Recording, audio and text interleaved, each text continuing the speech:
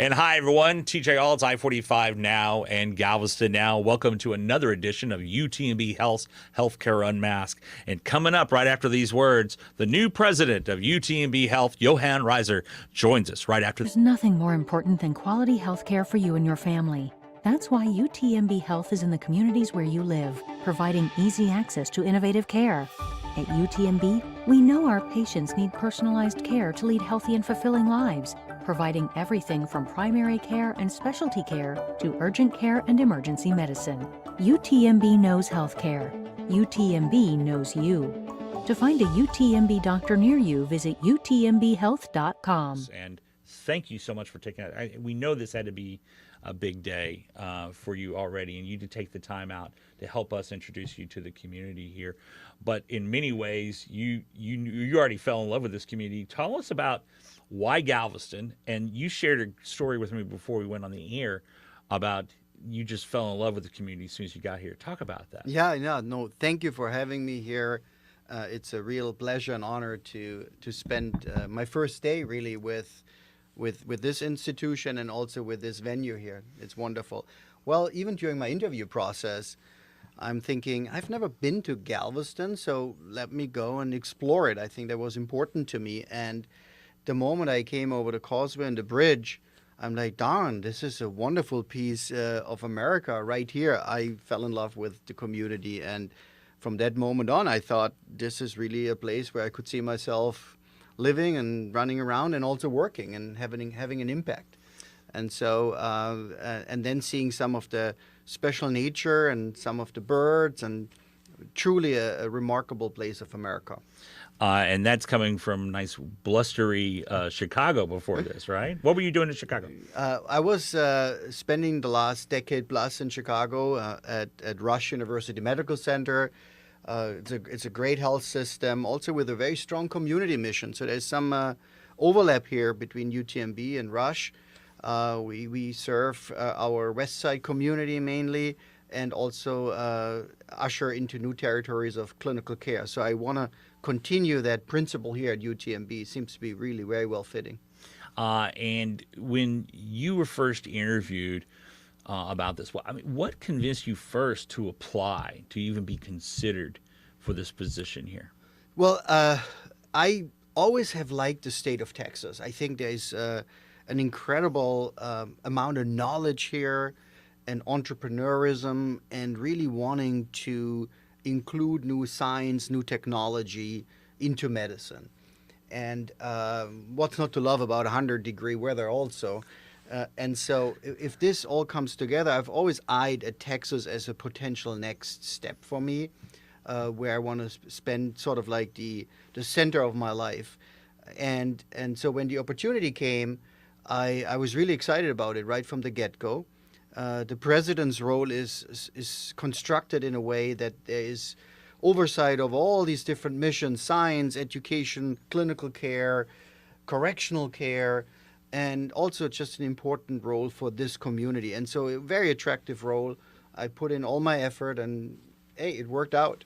And when you had that interview, what did you hear from the committee and then from the chancellor about what did they, not the interview, but when you were hired, what they expected from you when you got here? Yeah, I mean, let me tell you, this was a very powerful, transparent, and engaged committee. It was clear that they were looking for a scientific leader who understands healthcare, but also really wants to invest in UTMB and the community to really bring us to the next level. And I felt a very consistent message around that from all the members of the committee. And obviously I met Dr. Zervas, Dr. Milliken, and I felt really good in this committee. We had a wonderful conversation. I felt everybody was so engaged. And I left the committee feeling, I hope this will continue. And well, it did. And so and that message hasn't changed. I think there's a lot of pride when it comes to UTMB. There's a lot of understanding that UTMB is a very special place. It certainly has a special role here for this community, but not just for this community, also going towards Houston and way beyond. It really is a a state institution and it's a world institution. And we'll connect back to that and give it a new push. That's interesting to hear. Let's go back a little bit though. Talk a little bit about yourself. I mean, you grew up in Germany? I grew up in Germany, 2,000 people village in the Black Forest. The lights turn off at midnight, and really interesting. You can listen to some nature there, and then after high school I spent time in a hospital in a community service, and that's when I really got connected to hospital work, service work, and then I studied medicine at the University of Heidelberg. And you might know this, in Germany, as part of the curriculum, you have to do a science project. And so I got committed to a kidney science research project that ultimately went so well that I extended it to a 5-year Ph.D., came to the United States for more postdoc training, and here I am. Wow, that's something else. How long have you been practicing medicine in the U.S. now? I've been practicing medicine here since 2000 on the clinical side, and I've been in the USA since. Yes. Talk about your background though in the medical field. Yeah. Where did you get your training? Yeah, so I went to medical school at the University of Heidelberg in Germany, and after finishing my MD PhD, I came to New York at Albert Einstein College of Medicine, did a postdoctoral research time there, and then residency in internal medicine.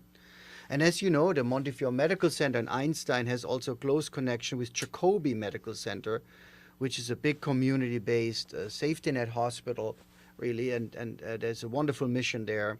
From there, I went to Harvard Medical School and Mass General and Brigham Hospital and did my nephrology training, became a nephrologist, and then I started my clinical work there as faculty and also my research laboratory.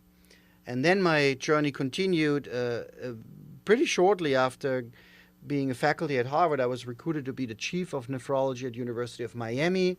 I also started a drug discovery institute at that time and became the vice chair for research and then ultimately the chairman of medicine on an interim basis. And then I decided to leave this role and go into the full chairmanship, permanent chairmanship at Rush University Medical Center in a role that I served in for 11 years. The great part of it is that you have this research background, and that I have told folks many a time about UTMB Health. So many folks locally look at UTMB Health as, well, that's where my doctor is, or that's where the hospital is. But this is one of the outstanding research facilities. So talk about, with your background of research, and now knowing that you're going to one of the premier research medical establishments anywhere, I'm sure that was a draw for you. But talk about how your experience in that will translate here. Yeah, no, that's a great question. Well, the research piece is essential to me. So I would not have chosen any place that doesn't have a commitment to research. And UTMB is a proud research institution. And the UT system has always been supportive of research, and it became clear in the interview process as well. I think that when an institution is committed to research, we educate better. And we not just educate our students and learners better, also the faculty educate better because they learn. We learn from new research, we embrace it. And ultimately it goes over into clinical care. And it's really like a learning laboratory, so to speak, and that includes the tripartite mission of research, education, and clinical care. When they come together, we do the best for the patients we see and the patients we never see, because we have created new knowledge that then impacts to patients anywhere in the world. And when this comes from UTMB, then more learners, more faculty, more healthcare providers want to come to us. Industry want to work with us, and we create an ecosystem of health right in this community where people actually need it. So if you really think it from that perspective, all the elements are here, and that makes Galveston a very, very attractive place for me to be. And that was the point that I found fascinating. You'd said that early on, after you were named as the lone finalist for the position, that you saw that. But your approach on the research and the medical side is it's not just one side and then one side. It is a whole. It's kind of where we've gone now in medicine of looking at the whole patient and not just a symptom. TJ, you're right. I mean, we call it system biology. And system biology is knowledge around the disease of a particular person, but you need to know the social aspects of that person. You need to have the healthcare delivery system behind treating that condition. So all these elements need to come together. And I would say a challenge for any institution is to break down silos, right? If you look at multiple universities, you can look at Harvard, at Rush, at UTMB. We have a lot of elements in place, but they don't communicate to each other. And that's what I'm trying to do early on, break down some of those walls, make sure that people come together in a fresh and empowered new way so that great things can happen.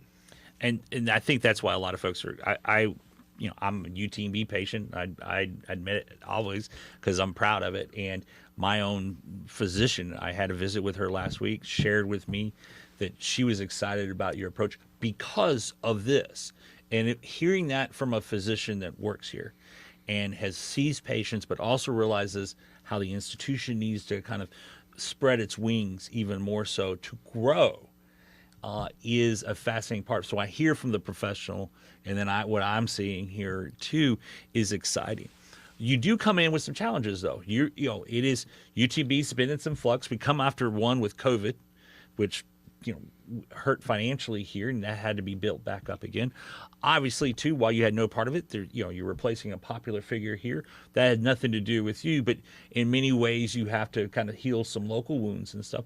And I know it's something you've thought about coming in, but just how are you going to, as you look at it, making sure UTMB is as much a part of the community as it is a medical institution and a research facility and an educational institution? Yeah, no, it's a great question and conversation we're having, TJ. Well, I think one is accountability and transparency and really providing care for this community.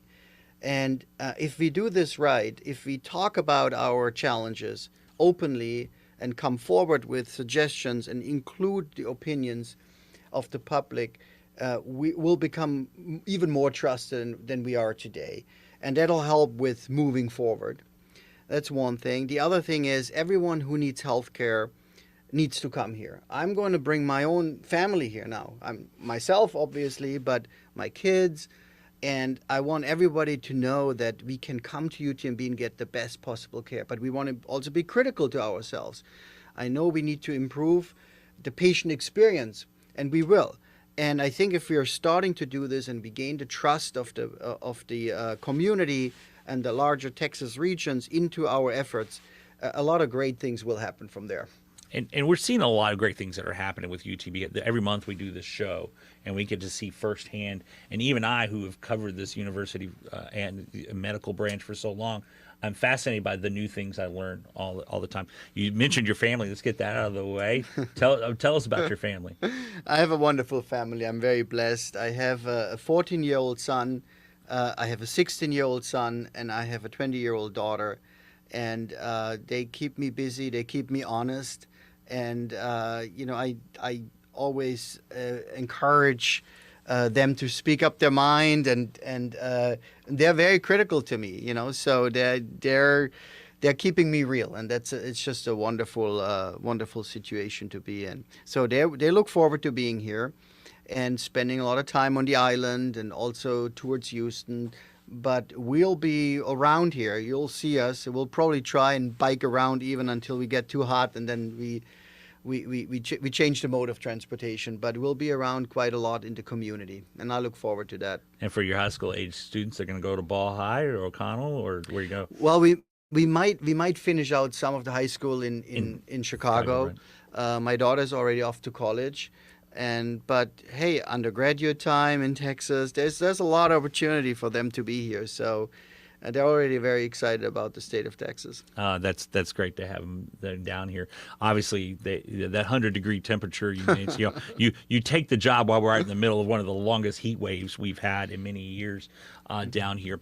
We've talked about the research aspect, and you talked about improving clinical working with patients. One of the things we have seen, particularly as an outlet from COVID, is is folks were not coming in for their, I hear from the cardiologists, from the nephrologists, from the regular follow-ups on what's chronic diseases that, that folks need help with, that sometimes gone from acute to chronic Right. because of this.